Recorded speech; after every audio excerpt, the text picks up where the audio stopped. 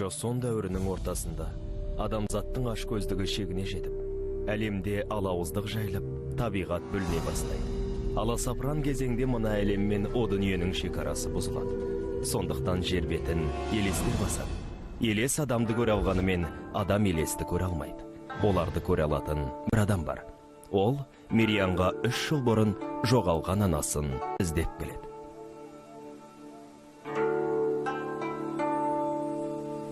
Мырзам! Мырзам! Төзге шығып кеткенімді біле тұра, неге ұйықтап кеттіңіз? Шашымнан тартқылап, ойнап жатқан елесті үркетіңіз. Дыбыс шығарып шулаңыз деп өтінген едім ғой сізден. Ей, сенде! Қайдағы елес? Ұмыт оны. Сенен кешірім сұраған жоқпын ба? Әрине жоқ. Марқұм атаңыз, егер бірдеңенің жөнін түсінбей, оны істемейтін болсаң, онда кінәлемесің деп айтатын. Мен нені білмейді екенмін. Кешір, рахмет, сені жақсы көрем. Осы 3 сөзді. Оларды ешқашан айтқан емессіз, өйткені білмейсіз. Әрине, білмеймін. Бұл сөздерді білмеймін. Бұл сөздерден пайда болмаса, оларды біліп қайтем.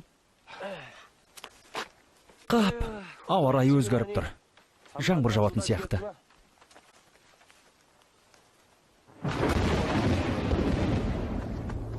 Мені тастап кеткенің не?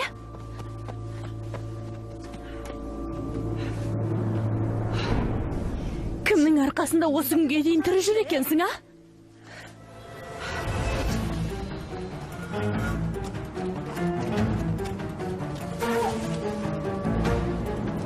Өлдім дей бер.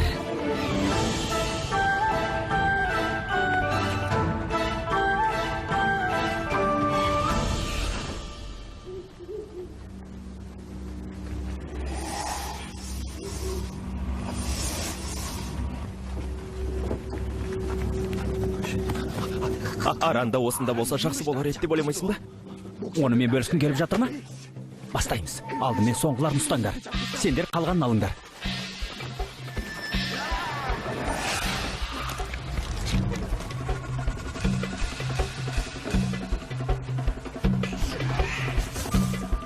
Ал мен басшысы қолына түсіремін. Аран?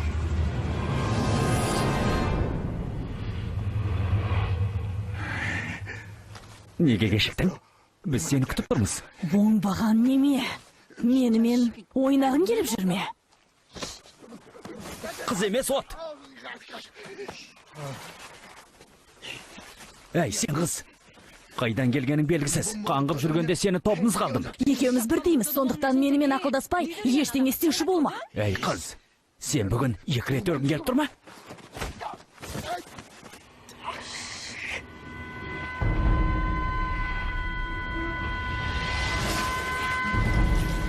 Қарғыс атқыр. Ай!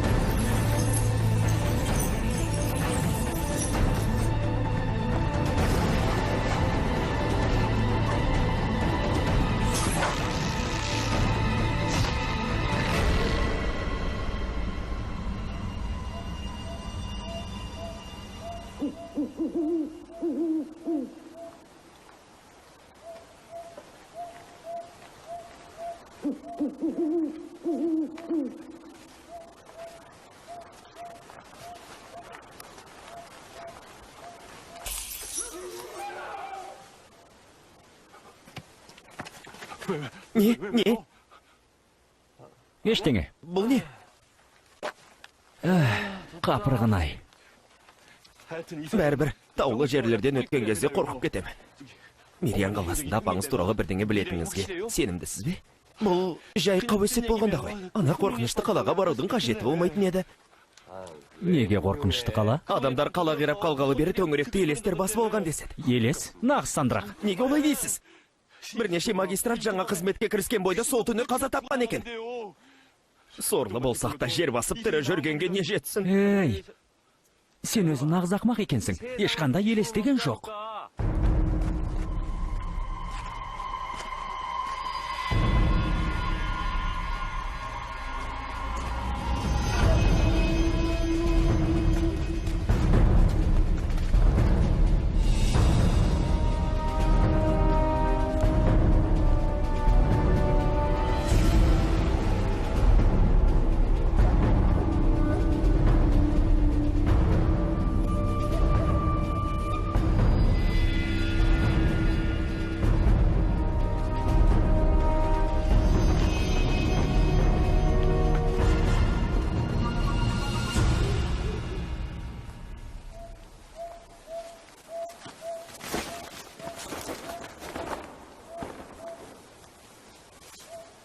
Ал бұл не?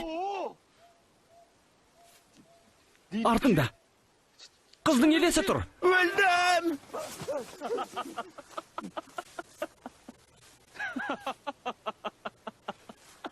Неге бұлай істедіңіз? Сен таудай үлкен болсаң да қорқақ екенсің. Сондықтан көзіңді сығырайтып ал деп айтамын. Қорққанға қос көрінеді. Көзің үлкен болған соң бәрін.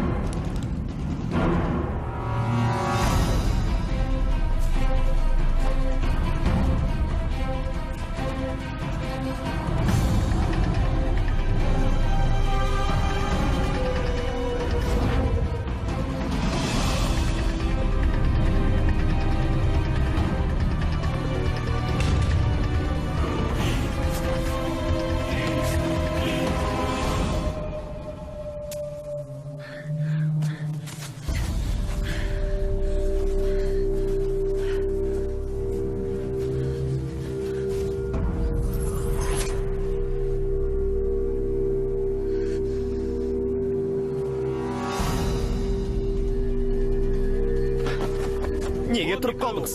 Ары қарай жүрейік. Әйтпесе таң атқанша адасып жүре береміз.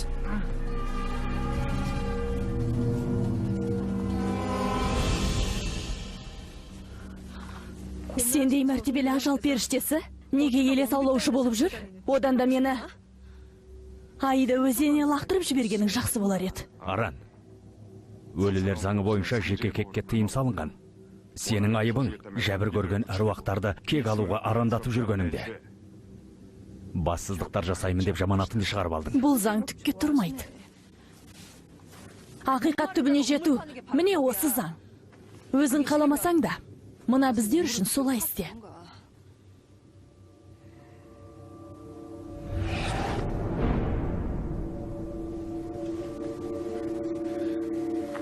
Саған шабдалы гүл ұнайды, солай ма?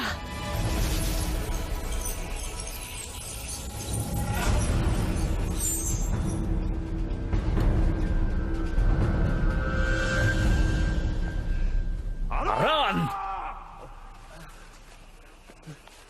Қапырғыдай. Аран!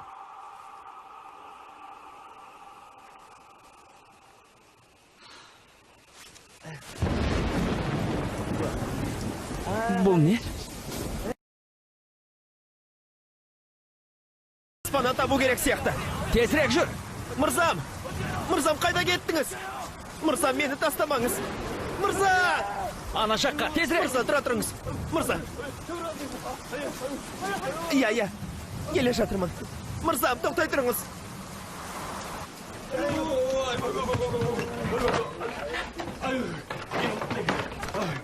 Ай. Ақымақ жаңбырай. Шелектеп жауып жатқан қараңдаршы. Орманды түнде кесіп өткен қауіпті сияқты. Осы жерде түнеп шығайық. Сол үшін жылдам жүрейік деп айттым ғой.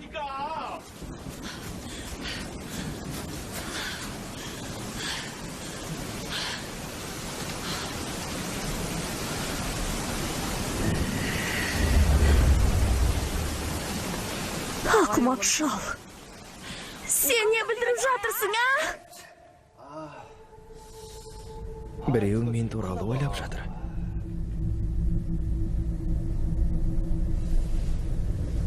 Сіз неге сонша байсалды болып отырсыз?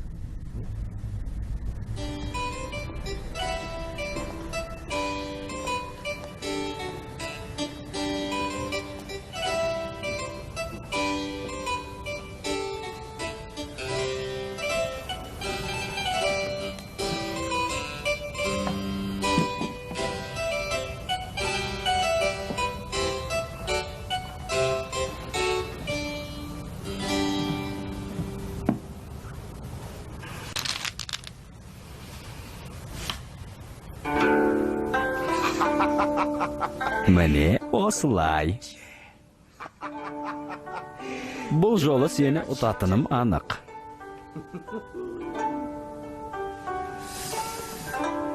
Бүгін көңіл күйің жақсы сияқты. Жаңа шашылгың әдемі жарасады екен. Кешеде шашым дәл осындай еді. Алдыңғы күні де оның, алдыңғы күні де осындай болған. 100 жылдан бері шашымды осылайсан дейм. Шынымен бе?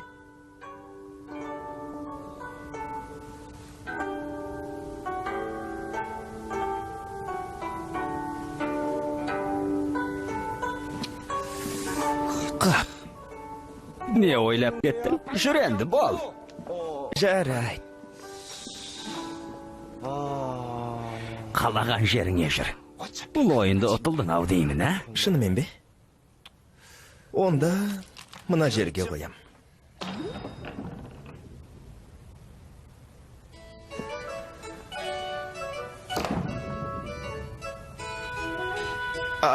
Міне.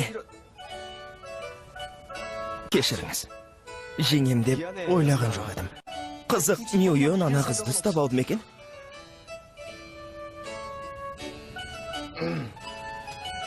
Мен шынымен де жеңем деп ойлаған жоқпын.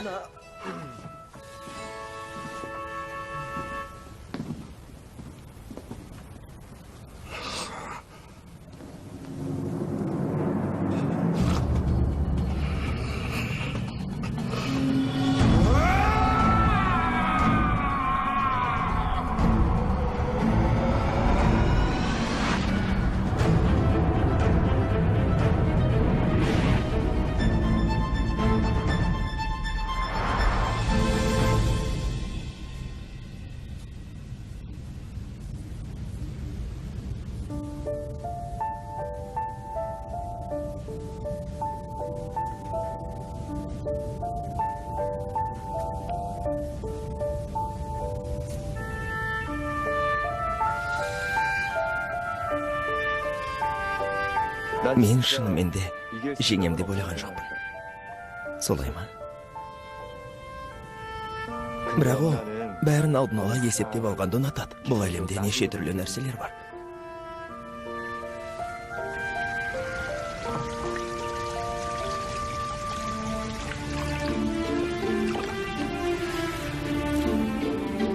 Сондықтан оның бәрін алдын ала есептеп алу мүмкін емес. Солай ма?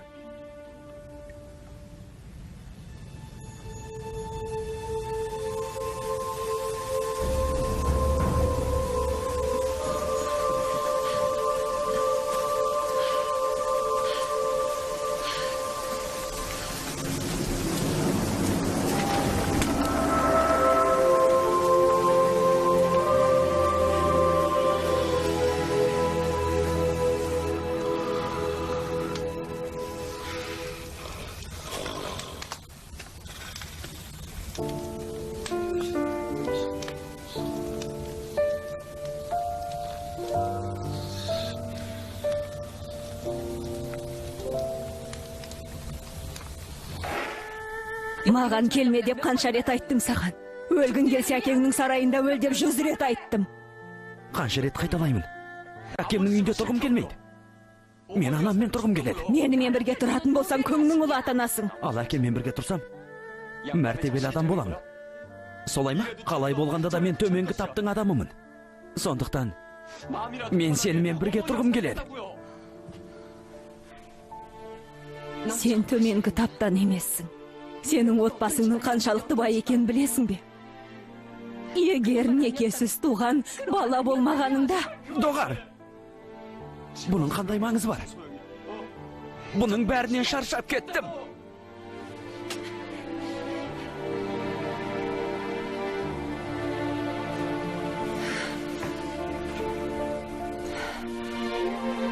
Кет. Әкеңмен бірге өмір сүр. Анаңды ұмыт. Егер осылай болу керек болса, онда анамның мүлдем болмағаны жақсы болар еді.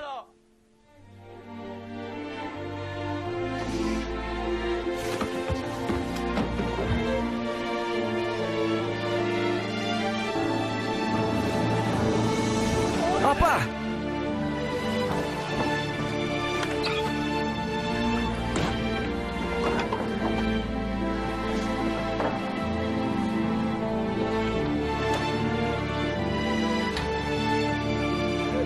Апа!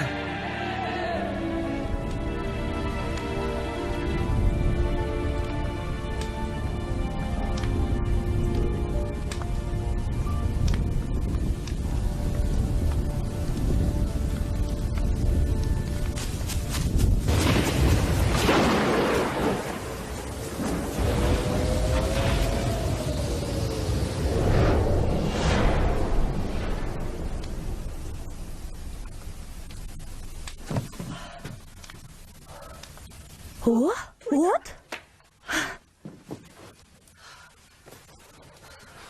Үсті басым алмандай су болыпты ғой. Бұл не тағы? Ол неге бұлай істеп жатыр? Елестерге су өтпейді деп ойласам. Ай, жаурамайтыным болмаса басқа жағынан тура адам сияқтымын. Ай, мынау не істеп жатыр?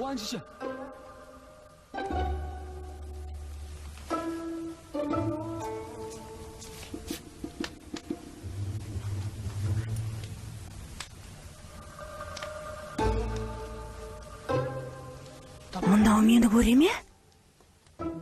Көрмеймін. Оның маған қарап отырғанына сенімдімін. Жолаушы, мені көріп отырсың ба? Көріп отырған жоқпын.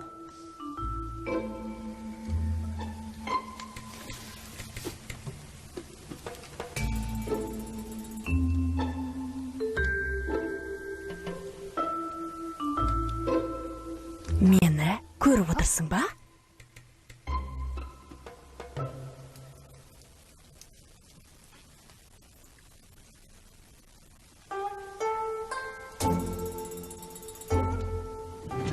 Шыда.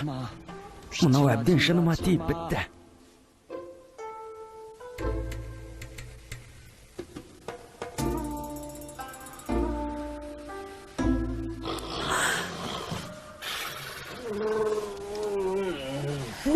Қорылын-ай!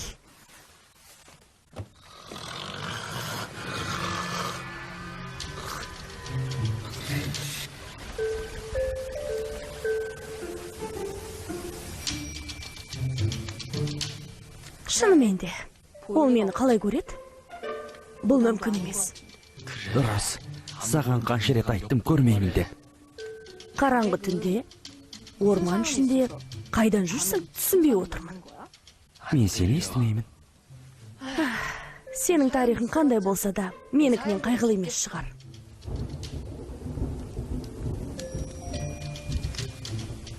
Жаңбыр жауып болғанша, менің тарихымды естігің келе ме? Жоқ, керек емес.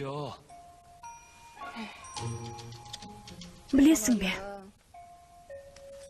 Мен... қандай ақымақтық. Шын айтам, сөйлемеш. Бәрібір сені естімеймін. Бір күні көзімді ашсам, ажал періштесінің ізінен кетіп бара жатыр екем. Ай, бұған сену қиын болды.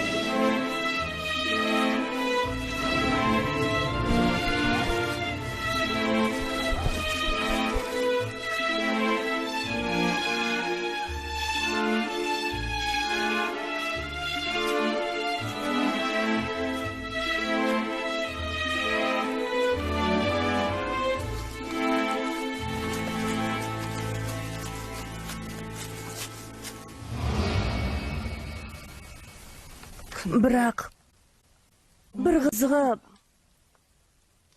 бұл туралы қанша ойлансам да, өзімнің кім екенімді есіме түсіре алмай-ақ қойдым. Есімімді де, қалай өлгенімді де білмеймін. Оның бәрін білгеннен енді не пайда? Қалай ойлайсың? Мен кіммін, а? Мені көре алсаң жақсы болар еді. Онда сенен бірдеңе өтінер ем. Қатты шаршадым. Ұйқым келіп кетті.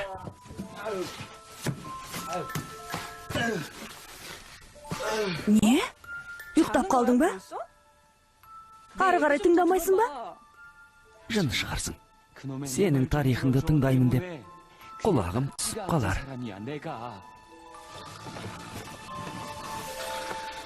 Мен бұлай ойлайын. Бұның бәрі Нефрит императорының жауыздығы. Осыдан басқа әлемге тап болайын, оның сазайын берем.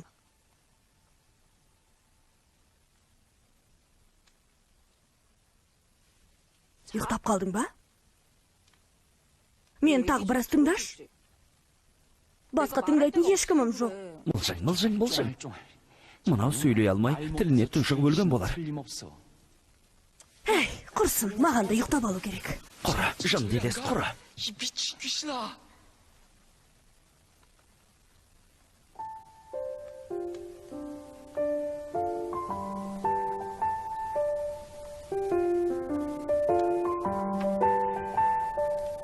Қайырлы түн.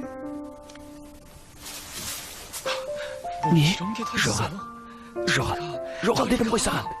Жоғал деймін. Мұздайын ай.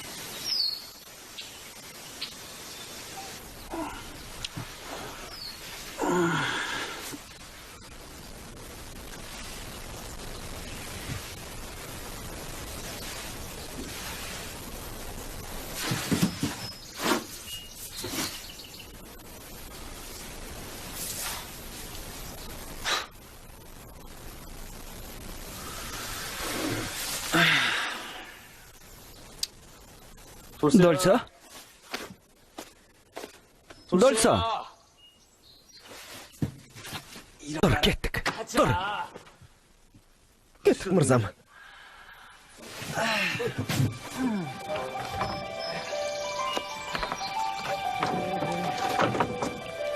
Күн тамаша болып тұр. Бұл не? О, құдай. Анам сияқты қамқоршы бола қалуын. Мырзам жақсы.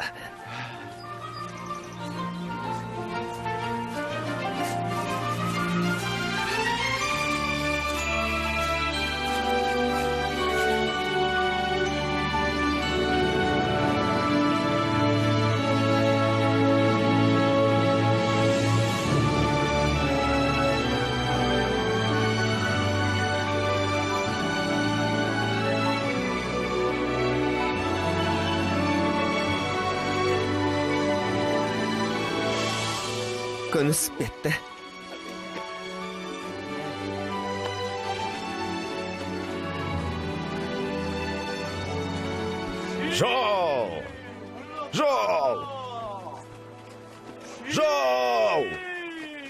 Жолды босатыңдар.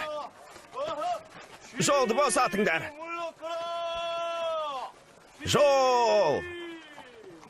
Жолды босатыңдар. Жолдашыңдар. Жолды босатыңдар. Жолдан бұлай кетіңдер. Жол беріңдер. Сонда бұл кім болды екен? Мериян қаласының уысында ұстап отырған адам қала әміршісі Чықбе. Оны қызметінен төмендетіп осы жаққа жіберген деп ойлаймын. Бұл қалада магистрат жоқ болғандықтан осыны тағайындаса керек. Жоқ, оны бұнда патша деуге де болады. Патша? Бұлай деп айтады ғой. Жолбарыс көрмей тұрғанда орнына қоян патша болады деп. Жол! Жол беріңдер! Жолдан бұлай тұрыңдар! Айтпақшы, оның шенін не үшін төмендеткенін білесіз бе? Мырзам! Жалынамын, мені тыңдаңызшы. Менің 80-дегі анам бар. Ол өте кәрі. Мен еңбек лагеріне кететін болсам, оған кім қарайды? Егер мені сол жұмыстан босатсаңыз, қалағаныңызды істеймін. Олар заң бойынша мені босатуға болатынын айтты. Мырзам, көмектесіңізші маған. Мырзам! Заң бойынша? Сен не, шынымен өлгің келе ме?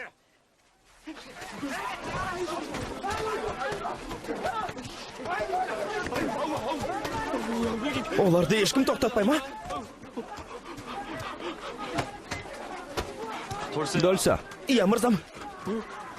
сен жақсы білетін шығарсың. Зорлықты көргенде Сіз сабыр сақтап тұрған міндеттісіз, білем. Мен оны жақсы білем. кеттік.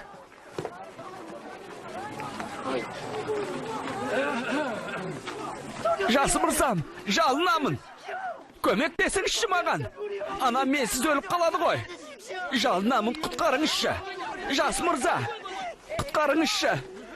Жетер. Бара бер. Мырзам, кете берейін бе?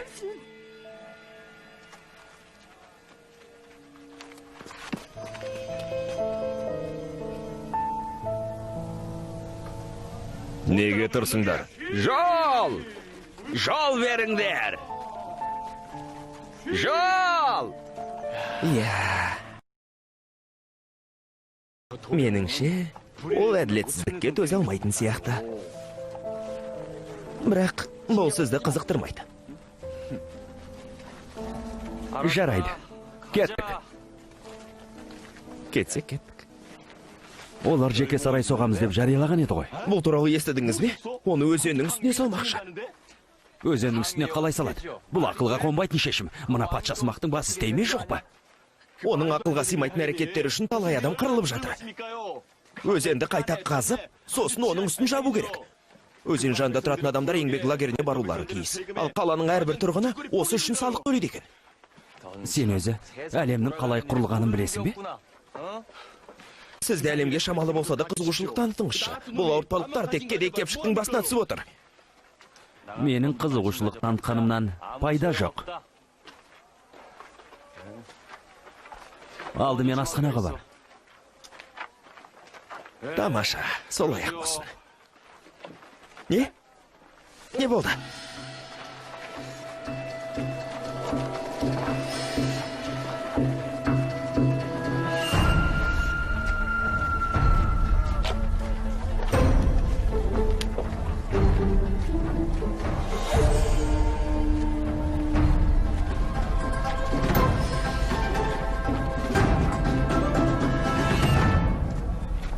Неге менің артымнан еріп жүрсіңдер?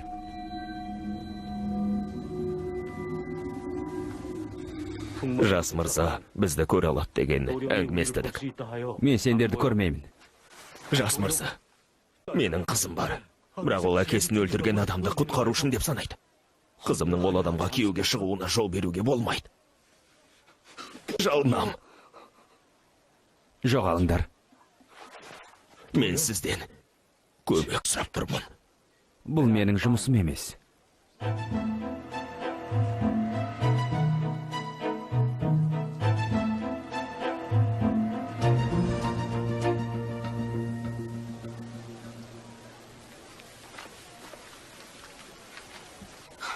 Мына қызыққа қараңдар. Ол көре алады екен.